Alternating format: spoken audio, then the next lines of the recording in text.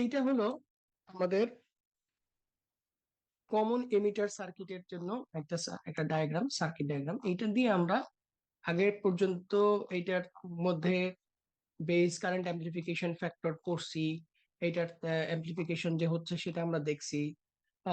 কিছু ছোট ছোট ম্যাথ ছিল, সেগুলো করছিলাম। কিন্তু যে জিনিসটা আমাদের এখন বাকি আছে সেটা হচ্ছে, এটা হলো আমাদের যেটা কমন এমিটার সার্কিট, বাট এইটার ক্যারেক্টারিস্টিক্সটা কেমন, যেটা আমরা ইয়ের জন্য দেখছিলাম, কি বলে, কমন বেস সার্কিটের জন্য কিন্তু আমরা ক্যারেক্টারিস্টিক্সটা দেখছিলাম, যে কমন বেস সার্কিটের ক্যারেক্টারিস্টিক্সটা কিরকম হয়। অর্থাৎ ক্যারেক্টারিস্টিক্স বলতে আমাদের এইটা হচ্ছে দুইটা সার্কিট। যদি আমি বলি যে এটা হচ্ছে আমাদের ইনপুট সাইড, আর এটা হলো আমাদের আউটপুট সাইড।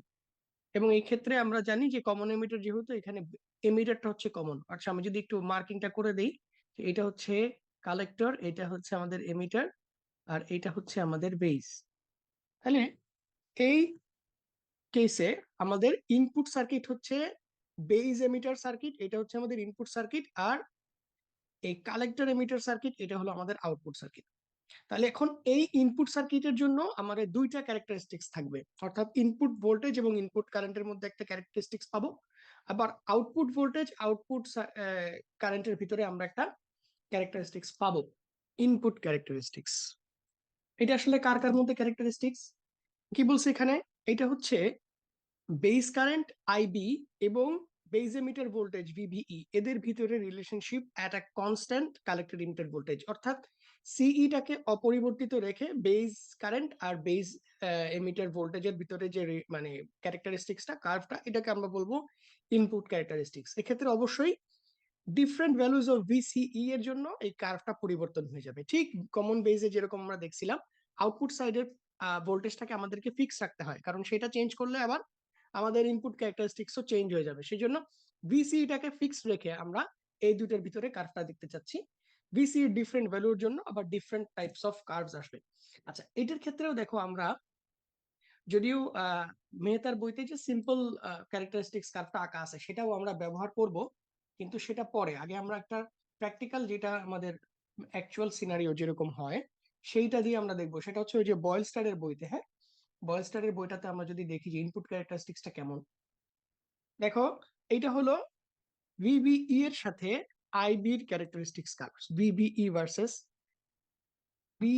Versus IB. এবং খেয়াল করো তো, এখানে আইবিটা কিন্তু আবারও just like before micro ampere রেঞ্জে আছে, মাইক্রো অ্যাম্পিয়ার রেঞ্জ। কারণ কি, আমরা জানি যে বেস কারেন্টের ভ্যালুটা অলওয়েজ খুবই স্মল হয়। কারণ বেস কারেন্ট কি, বেস কারেন্ট হচ্ছে বেসটা আমাদের ট্রানজিস্টরের অলওয়েজ খুবই লাইটলি ডোপ থাকবে, এক্সট্রিমলি লাইটলি ডোপ। সেই জন্য এটাও কিন্তু আমাদের খুবই বেস কারেন্টের ভ্যালুটা এখানেও খুবই অল্প হবে। এই ক্যারেক্টারিস্টিক্সটা, এটা কিন্তু ফরওয়ার্ড বায়াস ডায়োডের ক্যারেক্টারিস্টিক্স একদম হুবহু। খেয়াল করো কেন ফরওয়ার্ড ক্যারেক্টারিস্টিক্স কেন বলতেছি। এই যে দেখো, আমার এইটা হচ্ছে ইনপুট সাইড, ইনপুট সাইডের যে বেস টু এমিটার যে ডায়োডটা, এটা কিন্তু ফরওয়ার্ড বায়াসড আছে। এই যে আমরা কিন্তু সবসময় পড়ে আসছি যে ট্রানজিস্টরকে অ্যাম্পলিফায়ার হিসেবে অপারেট করার জন্য অবশ্যই আমাদের এই ইনপুট সার্কিটটা থাকতে হবে ফরওয়ার্ড বায়াস কন্ডিশনে, আউটপুট সার্কিটটা থাকতে হবে রিভার্স বায়াস কন্ডিশনে। এবং এই ক্ষেত্রেও তোমরা যদি খেয়াল করে দেখো, এটা অবশ্যই পিএনপি না, এটা এনপিএন, তাই তো? এনপিএন, কারণ এই যে অ্যারোটা আউটওয়ার্ড পয়েন্টিং আছে। এবং এনপিএন এর ক্ষেত্রে যেহেতু এই যে এইটা, তার মানে আমি যদি বলি এনপিএন, তাহলে এটা হচ্ছে এন টাইপ, এটা পি, এটা এন। তার মানে এই যে এন এর সাথে আমার এই যে মাঝখানেটা, তার মানে পি, তার মানে পি টাইপ রিজনের সাথে আমার এই বায়াসিং ব্যাটারি পজিটিভ প্রান্তটা যেহেতু কানেক্টেড, তার মানে বোঝা যাচ্ছে যে আমাদের এই বেস টু এমিটার ডায়োডটা forward bias. So obviously base to emitter ডায়োডের যে ক্যারেক্টারিস্টিক্স কার্ভ, সেটা হবে ফরওয়ার্ড ডায়োডের কার্ভের মতন। এই যে এক্স্যাক্টলি আমরা কিন্তু আমাদের যখন কমন বেসের ক্যারেক্টারিস্টিক্স পড়ছি, তখনও ইনপুট ক্যারেক্টারিস্টিক্সটা আমরা এরকম দেখছিলাম। এবং এখানেও ওই যে আমরা এখানে নিউ ভোল্টেজের ইম্পর্টেন্সটা দেখতে পাচ্ছি, এই যে অ্যারাউন্ড 0.7 এর কাছাকাছি এসে আমাদের এই ভ্যালুটা কিন্তু শার্পলি রাইজ করতেছে। এবং এখানে এই যে VCE, for different values of VCE আমরা ডিফারেন্ট ভ্যালুজ, এই ডিফারেন্ট লাইনস পাবো। ভিসিই যখনই পরিবর্তন হয়ে যাবে, আমাদের এই পুরো লাইনটা পরিবর্তন হয়ে যাবে। একটা জিনিস খেয়াল করে মনে করে দেখো, যে আমরা কিন্তু যখন কমন বেসের ক্যারেক্টারিস্টিক্স পড়ছি, আমরা এটাকে একটু সিম্পলিফাই করছিলাম। কিরকম ভাবে সিম্পলিফাই করছিলাম বলতো? একটা হয়েছিল যে আমাদের এখানে ভিসি এর পরিবর্তনটা যেহেতু কম, তখন আমরা বলছিলাম যে এটাকে একটা লাইন বিবেচনা করা যায়, যেহেতু খুবই অল্প পরিমাণ ডিভিয়েট হচ্ছে। সেকেন্ডলি, এই কার্ভটা যেহেতু শার্প, ইনফ্যাক্ট মজার ব্যাপার হইলো কমন এমিটারের জন্য এই কার্ভটা আরো বেশি শার্প, আরো বেশি খারাপ। সো সেই জন্য অ্যাকচুয়ালি এই কার্ভটাকে আমরা এটাকে অ্যাজিউম করে বা এটাকে বলবো অ্যাপ্রক্সিমেশন করে আমরা একেবারে স্ট্রেট লাইন কার্ভের মতো বিবেচনা করতে পারি। তখন এটা জিনিসটা দাঁড়াবে কিরকম দেখো, এরকম দাঁড়াবে। অর্থাৎ আমরা তিনটা ভিসির পরিবর্তে একটা কমন ভিসি কে বিবেচনা করলে তিনটার বদলে একটা লাইন হবে। এবং এই লাইনটা যেহেতু, এই স্লোপটা যেহেতু অনেক শার্প, তাই আমরা যদি এটাকে বিবেচনা করি এরকম যে এই ছোট অংশটুকু নাই, বরং 0.7 আসলে অটোমেটিক ডিরেক্টলি আমরা কারেন্টের ভ্যালুটা পেয়ে যাচ্ছি, তাহলে এরকম আমরা স্ট্রেট লাইন বিবেচনা করতে পারি।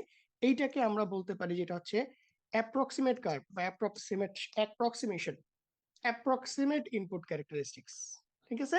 আচ্ছা, কিন্তু এইটার থেকে যেটা বেশি জরুরি সেটা হচ্ছে আমাদের আউটপুট ক্যারেক্টারিস্টিক্সটা, এক্সট্রিমলি ইম্পর্টেন্ট। দেখো আউটপুট ক্যারেক্টারিস্টিক্সটা কিরকম হয় এইটা আমরা দেখি, এবং এখান থেকে কিছু ডিসকাশনের ব্যাপার আছে। এখানে আমরা কি লিখছি? এইটা হচ্ছে সেই কার্ভ যেটা আইসি এবং ভিসি মধ্যে। আইসি এবং ভিসি কেন লিখলাম? আইসি এবং ভিসি কারণ হচ্ছে আইসি এবং ভিসি এই দুটা হলো অ্যাকচুয়ালি, এই যে দেখো, আইসিটা হলে আউটপুট সাইডের কারেন্ট, ভিসিই হচ্ছে আউটপুট ডায়োডের অ্যাক্রসের ভোল্টেজ।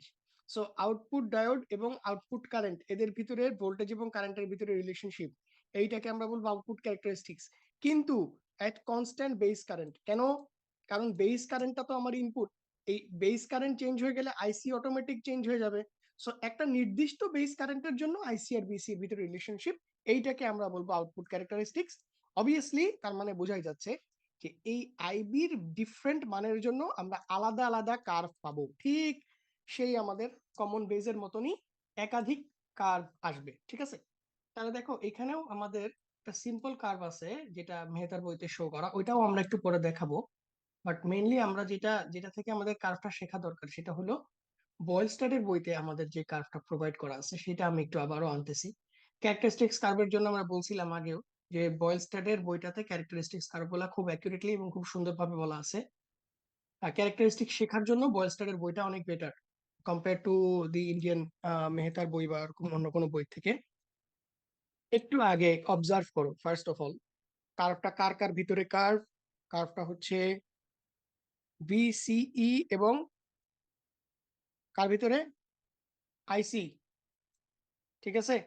আচ্ছা, এখন আমাকে একটু বলো তো এই যে ডিফারেন্ট ভ্যালুজ অফ এই এই এই ভ্যালুগুলা কার? এই যে 10 micro ampere, 20 micro ampere, 30 micro ampere, এগুলা কার জন্য লেখা আছে বলতো? এগুলো ডিফারেন্ট ভ্যালুজ অফ বেস কারেন্টের জন্য। ঠিক আছে? এই যে এখানে লেখা আছে দেখো, IB equal to 0, IB equal, তার মানে এইটা হচ্ছে আইবি ইকুয়াল টু 10, এটা হচ্ছে আইবি ইকুয়াল টু 20। তার মানে একটা স্পেসিফিক ভ্যালু অফ আইবির জন্য আমরা এই স্পেসিফিক একটা কার্ভ পাবো। ঠিক আছে? যখন আইবি একদম জিরো, আইবি জিরো মানে কি এই সিগনালে খেয়াল করো। আইবি জিরো মানে কি? যখন কোনো সিগন্যাল অ্যাপ্লাই করব না, অর্থাৎ ইনপুট সার্কিট যখন ওপেন, সেটা হচ্ছে এই যে IB equal to zero curve. ঠিক আছে?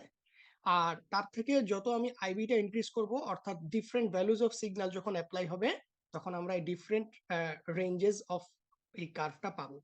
যে কোনো একটা ফর পার্টিকুলার যদি আমি বলি যে 40 মাইক্রো অ্যাম্পিয়ার যদি হয় আমার আইবির ভ্যালু, তাহলে 40 মাইক্রো অ্যাম্পিয়ারের জন্য যেই কার্ভটা আছে এই কার্ভটা হবে আমার আউটপুট ক্যারেক্টারিস্টিক্স। আচ্ছা, এটা বোঝা গেল।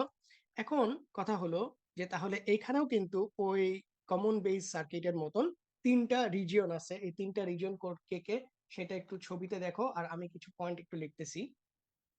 এখানে আমরা অ্যাক্টিভ, স্যাচুরেশন এবং কাট অফ তিনটা রিজন আছে, খেয়াল করে দেখো।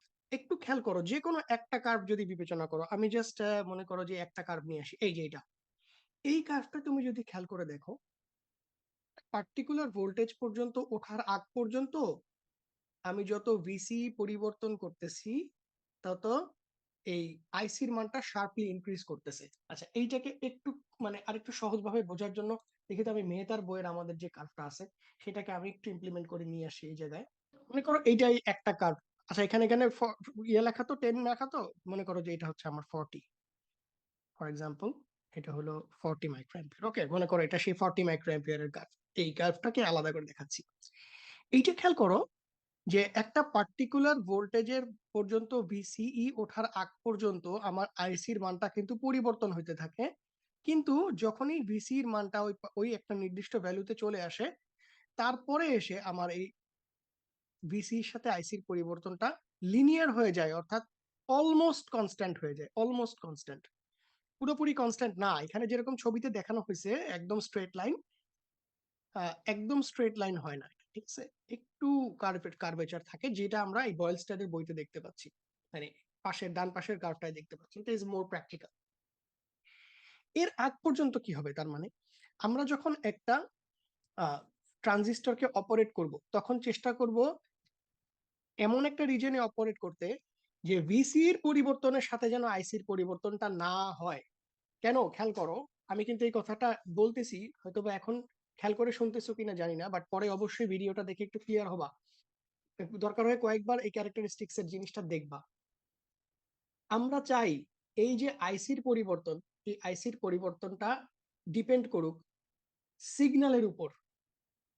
এইটা আমার আউটপুট কারেন্ট, আর আইবি আমার ইনপুট কারেন্ট। আমরা চাই output should only be dependent on the input. এই ভিসিই এইটা কিন্তু এই বায়াসিং এর উপরও ডিপেন্ড করে। আমি এই ভিসি এর পরিবর্তনের সাথে আইসির পরিবর্তন চাই না, আমি চাই IC should be impacted only by the input current. তার মানে দেখো, আমি যদি এমন একটা ভোল্টেজে, অর্থাৎ এমন একটা বায়াসিং এ, অর্থাৎ এই ভিসি এই ভ্যালু এবং এমন ভাবে রাখলাম আমি, অর্থাৎ এই ট্রানজিস্টরটাকে এমন ভাবে অপারেট করলাম, ভিসির এমন একটা ভোল্টেজে অপারেট করলাম, ফর এক্সাম্পল মনে করো ভিসির ভ্যালুটা এমন দিছি যে আমার ভিসির ভ্যালুটা আছে এখানে, এই রিজনে, এই রিজনে আমার ভিসিটা আছে। তাহলে কি হবে, এই রিজনে কিন্তু ভিসির মান বাড়া কমা করলে আইসির মানও বাড়া কমা করবে। সেটা কিন্তু আমি চাচ্ছি না। আমি চাই ভিসির মানটা এমন হোক যে ভিসির মান এটার থেকে বেশি কম হলেও আমার আইসির মানটা ভিসির কারণে পরিবর্তন হবে না। IC will only be dependent on base current বা সিগন্যাল কারেন্ট, সেটা আমরা চাচ্ছি।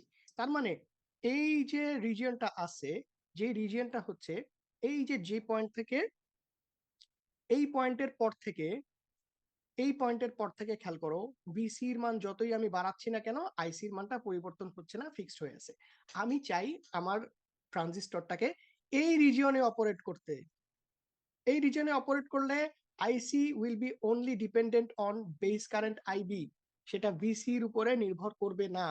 এই জিনিসটা, এই জন্য এই রিজিয়নটাকে আমরা বলি অ্যাক্টিভ রিজিয়ন। এই যে রিজিয়নটা এই ভার্টিক্যাল দাগের পরে, এটা এটা হলো অ্যাক্টিভ রিজিয়ন। খেয়াল করো, এখন তোমরা এই পাশের ফিগারটার সাথে যদি ম্যাচ করো, এই যে ওরা এই যে গ্রে কালারের যে একটা ভার্টিক্যাল দাগ দাগ দিছে, এটাকে আমরা বলে থাকি ভিসিই স্যাচুরেশন। এই যে দেখো, এটা নাম দিছে ভিসিই স্যাট, যেটাকে এখানে আমরা বলতেছি নি ভোল্টেজ। একই কথা, এইটা নি ভোল্টেজের মান যেটা হবে, এই ভিসিই স্যাটটা অ্যাকচুয়ালি তাই হবে। সেই জন্য একটা বইতে ওরাকে এটাকে ভিসিই স্যাট পরিচয় না দিয়ে ভি নি বলছে, আর এখানে ওরা ভিসিই স্যাট বলছে। বেসিক্যালি দুইটাই সেম জিনিস। এই ভিসি সেটের ডান পাশের যে রিজনটা, এইটার থেকে ডান দিকে যে রিজনটা, এই রিজনটাকে ওরা আমরা বলতেছি অ্যাক্টিভ রিজন। অর্থাৎ এই পাশে আমরা আমাদের ট্রানজিস্টরটাকে অপারেট করব, ভিসির মানটা এমন দিব যেন সেটা অ্যাক্টিভ রিজনে থাকে, অ্যাক্টিভ রিজনের থেকে কম না হয়। তাহলে অ্যাক্টিভ রিজনের থেকে কম যে রিজনটা, অর্থাৎ আমার ভিসি এর মান, এই ভিসি এর মান যদি ভিসি সেটের থেকে কম হয়, কম হলে কি হবে, যখনই কম হবে, এই যে এই রিজিয়নটা, আমি একটু আবার ক্লিন আপ করে দিই জায়গাটা। কম হলে কি হবে, এই যে এই ভ্যালুটার থেকে যদি আমার ভিসির মানটা কম হয়, তখন এই রিজিয়নটা পাবো। এই রিজিয়নটাতে কি হচ্ছে, ভিসির মান বাড়া কমার সাথে সাথে আইসির মান বাড়া কমা করতেছে। আমরা এইটা চাই না। এই রিজিয়নটাকে বলা হয় স্যাচুরেশন রিজিয়ন। স্যাচুরেশন রিজিয়নেও আমরা ট্রানজিস্টরকে অপারেট করব না, এই রিজনে আমরা ট্রানজিস্টরকে অপারেট করব না। তাহলে দুইটা রিজন আমরা পাইলাম পরিচয়, একটা স্যাচুরেশন রিজন আর একটা অ্যাক্টিভ রিজন। আরেকটা রিজন আছে, সেটা হলো দেখো, খেয়াল করো, এই যে কার্ভের একদম নিচে দেখো, খেয়াল করে, যেটা আমাদের এই ফিগারে, বাম পাশের ফিগারে দেখানো হয় নাই, এখানে এই যে আইবি যখন জিরো, তার থেকেও যখন আইবি জিরো, তখনও কিন্তু কালেক্টর কারেন্টের একটা মান আছে। দেখো এই যে IB0, এটাকে যদি আমি একটু এক্সটেন্ড করি, অর্থাৎ IB ইকুয়াল টু 0 হওয়া সত্ত্বেও কালেক্টর কারেন্টের একটা মান থাকবে। এই যে প্রশ্নটা আমাদের কিছুদিন আগে যে কুইজ ছিল সেখানেও এরকম একটা সিমিলার কোশ্চেন ছিল। আইবি, এইটা আইবি, এই যে এই কারেন্টটা হচ্ছে আইবি। আইবি যদি 0 হয়, অর্থাৎ সিগন্যাল যদি নাও থাকে, তারপরেও আইসির একটা কারেন্টের মান থাকবে ডিউ টু লিকেজ কারেন্ট। এটাকে আমরা নাম দিছিলাম ICEO, collector emitter current with base open. এটা আমরা আগে ক্লাসে কিন্তু এক্সপ্লেইন করছি। সো বেজ ওপেন থাকা সত্ত্বেও কালেক্টর কারেন্টের একটা মান থাকবে, অর্থাৎ বেজ কারেন্ট 0 হলেও কালেক্টর কারেন্টের একটা ভ্যালু থাকবে। সেটা কিন্তু কার্ভ থেকে দেখা যাচ্ছে, এই যে খেয়াল করো, বেজ কারেন্ট 0 মাইক্রো অ্যাম্পিয়ার, কিন্তু there is a value of collector current. তাহলে এই কালেক্টর কারেন্ট 0 কখন হবে? যদি বেজ কারেন্টটাকে রিভার্স অ্যাপ্লাই করা হয়, অর্থাৎ এখন বেস কারেন্ট আমি যেদিকে অ্যাপ্লাই করতেছি তার থেকে যদি আরো কম অ্যাপ্লাই করি, অর্থাৎ আরো কম অ্যাপ্লাই করা মানে কি, 0 থেকে কম কারেন্ট আবার কিভাবে অ্যাপ্লাই করে, তার মানে কারেন্টের ডিরেকশন যদি রিভার্স হয়ে যায়, এই যে রিজনটা, সেই রিজনটাকে, যেই ডিরেকশনে কারেন্টের রিজনটা, অর্থাৎ বেস কারেন্টটা অ্যাকচুয়ালি 0 থেকেও কম, অর্থাৎ বেস কারেন্টের ডিরেকশনটা reversed, that region is called cut off region. Obviously cut off রিজনেও আমরা আমাদের সার্কিটকে অপারেট করব না।